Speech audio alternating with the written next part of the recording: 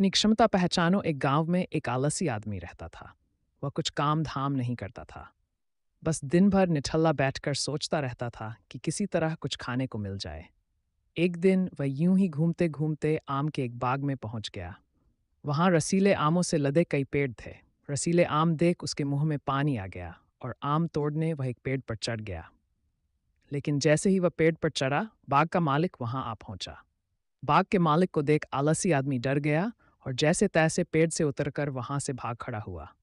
भागते भागते वह गांव के बाहर स्थित जंगल में जा पहुंचा। वह बुरी तरह से थक गया था, इसलिए एक पेड़ के नीचे बैठकर सुस्ताने लगा। तभी उसकी नज़र एक लोमड़ी फॉक्स पर पड़ी। उस लोमड़ी की एक टांग टूटी हुई थी और वह लंगड़ाकर चल रही थी। लोमड़ी को देख आलसी आदमी सोचने लगा कि ऐसी हालत में भी इस जंगली जानवरों से भरे जंगल में ये लोमड़ी बच कैसे गई। इसका अब तक शिकार कैसे नहीं हुआ। जिस झांसा में वह एक पेड़ पर चढ़ गया और वहां बैठकर देखने लगा कि अब इस लोमड़ी के साथ आगे क्या होगा। कुछ ही पल बीते थे कि पूरा जंगल शेर की भयंकर दहाड़ से गूंज उठा, जिसे सुनकर सारे जानवर डरकर भागने लगे। लेकिन लोमड़ी अपनी टूटी टांग के साथ भाग नहीं सकती थी। वह वहीं खड़ी रही।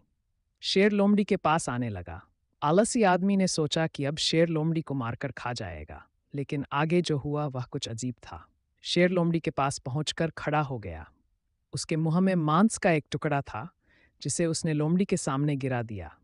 लोमड़ी इत्मीनान से मांस के उस टुकड़े को खाने लगी। थोड़ी देर बाद शेर वहां से चला गया। ये घटना देख आलसी आदमी सोचने लगा कि भगवान सच में सर्वेसर्वा है। उसने धरती के समस्त प्राणियों के लिए, चाहे वह जानवर हो या इंसान, खाने पीने का प्रबंध कर रखा है। वह अपने घर लौट आया। घर आकर वह 26 दिन तक बिस्तर पर लेटकर प्रतीक्षा करने लगा कि जैसे भगवान ने शेर के द्वारा लोमड़ी के लिए भोजन भिजवाया था, वैसे ही उसके लिए भी कोई न कोई खाने पीने का सामान ले आएगा। लेकिन ऐसा कुछ नहीं हुआ। भूख से उसकी हालात खराब होने लगी। आखिरकार उसे घर से बाहर निकलना ही पड़ा। घर के बाहर उसे एक पेड़ के नीचे बैठे हुए बाबा दिखाई पड़े। वह उनके पास गया और जंगल का सारा वृत्तांत सुनाते हुए बोला, बाबा जी, भगवान मेरे साथ ऐसा क्यों कर रहे हैं? उनके पास जानवरों के लिए भोजन का प्रबंध है, लेकिन इंसानों के लिए नहीं। बाबा जी ने उत्तर दिया, बेटा, ऐसी बात नहीं है। भगवान के पास सारे प्रबंध है, दूसरों की तरह तुम्हारे लिए भी। लेकिन बात यह है कि वे तुम्हें लोमड़ी नहीं, शेर बनाना चाहते हैं। सीख हम सबके भीतर क्षमताओं का असीम भंडार है। बस अपनी अज्ञानतावश हम उन्हें पहचान नहीं पाते और स्वयं को कमतर समझकर दूसरों की सहायता की प्रतीक्षा करते रहते हैं। स्वयं की क्षमता पहचानिए। दूसरों की सहायता की प्रतीक्षा मत करिए। इतने सक्षम बनिए कि आप दूसरों की सहायता कर सकें। अहंकार का फल एक समय की बात है। एक गांव में एक मूर्तिकार रहता था। मूर्तिकला के प्रति अत्यधिक प्रेम के कारण उसने अपना संपूर्ण जीवन मूर्तिकला को समर्पित कर दिया था। परिणामतः वह इतना पारंगत हो गया था कि उसकी बनाई हर मूर्ति जीवंत प्रतीत होती थी। उसकी बनाई मूर्तियों को देखने वाला उसकी कला की भूरी भूरी प्रशंसा करता था। उसकी कला के चर्चे उसके गांव में ही नहीं, बल्कि दूर दूर के नगर और गांव में होने लगे थे। ऐसी स्थिति में जैसा सामान्यतः होता है, वैसा ही मूर्तिकार के साथ भी हुआ। उसके भीतर अहंकार की भावना जागृत हो गई। वह स्वयं को सर्वश्रेष्ठ मूर्तिकार मानने लगा। उम्र बढ़ने के साथ जब उसका अंत समय निकट आने लगा, तो वह मृत्यु से बचने की युक्ति सोचने लगा। वह किसी भी तरह स्वयं को यमदूत की दृष्टि से बचाना चाहता था, ताकि वह उसके प्राण न हर सके। अंततः उससे एक युक्ति सूझ ही गई। उसने अपनी बेमिसाल मूर्तिकला का प्रदर्शन करते हुए बाल मूर्तियों का निर्माण किया। वे सभी मूर्तियां दिखने में हूबहू उसके समान थीं।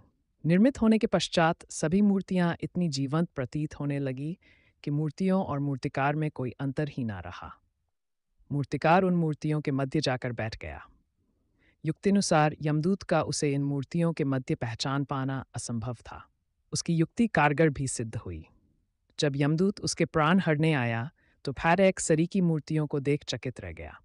वह उन मूर्तियों में अंतर कर पाने में असमर्थ था, किंतु उसे जात था कि इन्हीं मूर्तियों के मध्य मूर्तिकार छुपा बैठा है। मूर्तिकार के प्राण हरने के लिए उसकी पहचान आवश्यक थी। उसके प्राण न हर पाने का अर्थ था प्रकृति के नियम के विरुद्ध जाना। प्रकृति के नियम के अनुसार मूर्तिकार का अंत समय आ चुका था। मूर्तिकार की पहचान करने यमदूत हर मूर्ति को तोड़कर देख सकता था, किंतु वह कला का अपमान नहीं करना चाहता था। इसलिए इस समस्या का उसने एक अलग ही तोड़ निकाला। उसे मूर्तिकार के अहंकार का बोध था, अतः उसके अहंकार पर चोट करते हुए वह बोला, वास्तव में सब मूर्तियां कलात्मकता और सौंदर्य का अद्भुत संगम है, किंतु मूर्तिकार एक त्रुटि कर बैठा। यदि वो मेरे सम्मुख होता तो मैं उसे उस त्रुटि से अवगत करा पाता। अपनी मूर्ति में त्रुटि की बात सुन अहंकारी मूर्तिकार का अहंकार जाग गया। उससे रहा नहीं गया और छत से अपने स्थान से उठ बैठा और यमदूत से बोला, त्रुटि असंभव, मेरी बनाई मूर्तियां सर्वदा त्रुटिहीन होती हैं। यमदूत की युक्ति काम कर चुकी थी। उसने मूर्तिकार को पकड़ लिया और बोला, बेजान मूर्तियां बोला नहीं करती और तुम बोल पड़े। यही तुम्हारी त्रुटि है कि अपने अहंकार पर तुम्हारा कोई बस नहीं। यमदूत मूर्तिकार के प्राण हर यमलोक वापस चला गया। सीख, अहंकार विनाश का कारण है, इसलिए अहंकार को कभी भी खुद पर हावी ना होने दें। ईमानदार लकड़हारा की कहानी बहुत समय पहले की बात है। एक गांव में एक गरीब लकड़हारा अपने परिवार के साथ रहता था। वह रोज सुबह गांव के समीप स्थित जंगल में जाकर लकड़ियां काटता और उसे बाजार में बेचकर पैसे कमाता था। इस तरह उसकी और उसके परिवार की गुजर बसर चल रही थी। एक दिन वह जंगल में नदी किनारे लगे एक पेड़ की लकड़ियां काट रहा था। अचानक उसकी कुल्हाड़ी उसके हाथ से छूटकर नदी में जा गिरी। नदी गहरी थी, जिसमें उतरकर कुल्हाड़ी निकाल पाना लकड़हारे के लिए संभव नहीं था। लकड़हारे के पास एक ही कुल्हाड़ी थी। उस कुल्हाड़ी के नदी में गिर जाने से वह परेशान हो गया। वह सोचने लगा कि अब वह अपनी जीविका कैसा चलाएगा। उसके पास जीविका चलाने का कोई और साधन नहीं था। वह दुखी होकर नदी किनारे खड़ा हो गया और भगवान से प्रार्थना करने लगा, भगवान, मेरी कुल्हाड़ी मुझे वापस दिला दीजिए। लकड़हारे की सच्चे मन से की गई प्रार्थना सुनकर भगवान प्रकट हुए। उन्होंने उससे पूछा, पुत्र, तुम्हें क्या समस्या है? लकड़हारे ने कुल्हाड़ी नदी में गिरने की बात भगवान को बता दी और उनसे याचना की कि वे उसकी कुल्हाड़ी वापस दिला दें। उसकी याचना सुनकर भगवान ने नदी के पानी में हाथ डालकर एक कुल्हाड़ी बाहर निकाली। वह कुल्हाड़ी चांदी की थी। भगवान ने लकड़हारे से पूछा, पुत्र, क्या ये तुम्हारी कुल्हाड़ी है? लकड़हारा बोला, नहीं भगवान, ये मेरी कुल्हाड़ी नहीं है। भगवान ने पुनः अपना हाथ पानी में डाला। इस बार उन्होंने जो कुल्हाड़ी निकाली वो सोने की थी। उन्होंने लकड़हारे से पूछा, पुत्र, क्या ये तुम्हारी कुल्हाड़ी है? लकड़हारा बोला, नहीं भगवान, ये मेरी कुल्हाड़ी नहीं है। भगवान बोले, इसे अच्छी तरह से देख लो, ये सोने की कुल्हाड़ी है। क्या वास्तव में ये तुम्हारी नहीं है? नहीं भगवान, लकड़हारा बोला, सोने की इस कुल्हाड़ी से लकड़ियां नहीं कटती। ये मेरे किसी काम की नहीं है। मेरी कुल्हाड़ी तो लोहे की है। इस बार कुल्हाड़ी देख लकड़हारा प्रसन्न हो गया और बोला, भगवान, यही मेरी कुल्हाड़ी है। आपका बहुत बहुत धन्यवाद। भगवान लकड़हारे की ईमानदारी देख बहुत प्रसन्न हुए और बोले, पुत्र, मैं तुम्हारी ईमानदारी से बहुत अत्यंत प्रसन्न हूँ, इसलिए तुम्हें लोहे की कुल्हाड़ी के साथ साथ सोने और चांदी की कुल्हाड़ी भी देता हूँ। यह कहकर भगवान अंतर्ध्यान हो गए। लकड़हारा अपनी ईमानदारी के कारण पुरस्कृत हुआ। सीख, सदा ईमानदार रहें। ईमानदारी सदा सराही जाती है। ऊंट के प्रश्न। एक दिन की बात है। एक ऊंट और उसका बच्चा बातें कर रहे थे। बातों बातों में ऊंट के बच्चे ने उससे पूछा, पिताजी, बहुत दिनों से कुछ बातें सोच रहा हूँ, क्या मैं आपसे उनके बारे में पूछ सकता हूँ? ऊंट बोला, हाँ हाँ बेटा, जरूर पूछो बेटा, मुझसे बन पड़ेगा तो मैं जवाब जरूर दूंगा। हम ऊंटों के पीठ पर कुबड़ क्यों होता है पिताजी? ऊंट के बच्चे ने पूछा। ऊंट बोल, बेटा, हम रेगिस्तान में रहने वाले जीव हैं। हमारे पीठ में कुबड़ इसलिए है ताकि हम इस पानी जमा करके रख सकें। इससे हम कई कई दिनों तक बिना पानी के रह सकते हैं। अच्छा, और हमारे पैर इतने लंबे और पंजे गोलाकार क्यों हैं? ऊंट के बच्चे ने दूसरा प्रश्न पूछा। जैसा मैं तुम्हें बता चुका हूं कि हम रेगिस्तानी जीव हैं। यहाँ की भूमि रेतीली होती है और हमें इस रेतीली भूमि में चलना पड़ता है। लंबे पैर और गोलाकार पंजे के कारण हमें रेत में चलने में सहूलियत होती है। अच्छा, मैं हमारे पीठ में कुबड़, लंबे पैर और गोलाकार पंजों का कारण तो समझ गया, लेकिन हमारी घनी पलकों का कारण मैं समझ नहीं पाता। इन घनी पलकों के कारण कई बार मुझे देखने में भी परेशानी होती है। ये इतनी घनी क्यों है? उनका बच्चा बोला, बेटे, ये पलकें हमारी आंखों की रक्षा कवच हैं। ये रेगिस्तान की धूल से हम आंखों की रक्षा करते हैं। अब मैं समझ गया कि हमारी ऊंट में कुबड़ पानी जमा कर रखने, लंबे पैर और गोलाकार पंजे रेतीली भूमि पर आसानी से चलने और घनी पलकें धूल से आंखों की रक्षा करने के लिए है। ऐसे में हमें तो रेगिस्तान में होना चाहिए ना पिताजी। फिर हम लोग इस चिड़ियाघर में क्या कर रहे हैं? सीख प्राप्त ज्ञान, हुनर और प्रतिभा तभी उपयोगी हैं जब आप सही जगह पर हैं, अन्यथा सब व्यर्थ है। कई लोग प्रतिभावान होते हुए भी जीवन में सफल नहीं हो पाते क्योंकि वे सही जगह क्षेत्र पर अपनी प्रतिभा का इस्तेमाल नहीं करते। अपनी प्रतिभा व्यर्थ जाने मत दें। की कहानी चतुर खरगोश। दो खरगोश अपने माँ के साथ एक सुंदर से गांव के हरे भरे मैदान में रहते थे। उन दो खरगोश के नाम थे चिंटू और मिंटू। चिंटू बहुत ही नटखट था और पिंटू बिल्कुल उसके अपोजिट बहुत ही शांतिपूर्व था। वे अपनी माँ के साथ एक पेड़ की जड़ के नीचे रहते थे। सुन मेरे बच्चों, तुम खेलने के लिए नीचे खेत में जा सकते हो, पर ध्यान रखना कि तुम रतनलाल के खेत में नहीं जाओगे। उन खरगोश के माँ ने उन्हें सतर्क कर दिया। आपके पिता की वहाँ एक दुर्घटना हुई थी। रतनलाल बहुत ही खतरनाक आदमी है, उनसे दूर रहने में ही हमारी समझदारी है। माँ ने उन्हें हर बार की तरह चेतावनी दी। अब चलो और शरारत में न पड़े, मैं बाहर जा रही हूँ। ये सब बोल के खरगोश की माँ अपना बैग और छाता लेकर घर से बाहर निकली।